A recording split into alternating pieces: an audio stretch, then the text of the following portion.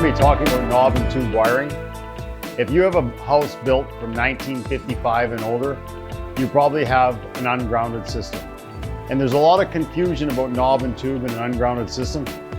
Whether you have the original knob and tube that was in the early 1900s, or the version that came after in about 1920 or 1925, or the one that's in 1945 to 1955, they all fall under the class of ungrounded systems, and they're all create a fire hazard. Your insurance companies want you to have grounding, and the only way to achieve grounding is to give you a new wire with a ground wire inside the same sheath.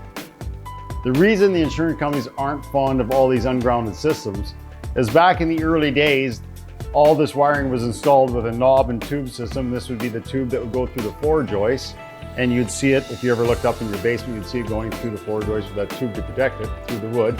And then the knob would hold it against the floor joist where it would be free air rated.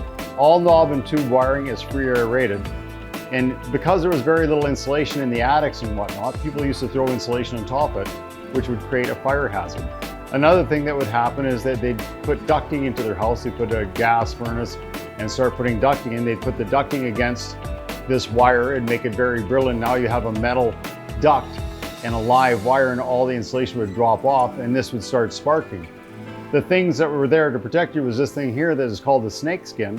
Snake skin is actually an oil-filled cloth, and if I was to light a match to this would actually start on fire and burn just like oil.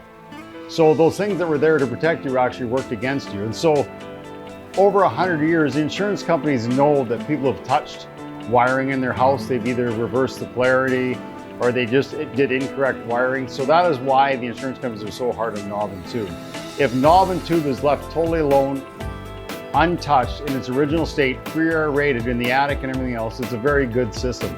But unfortunately, over 100 years, people continuously modify their electrical systems on the demands that are happening. So if you have knob and tube, call a qualified electrician, let him do an assessment and let him evaluate how much your house has and how much it needs to change, just to bring it up to modern code. Thank you.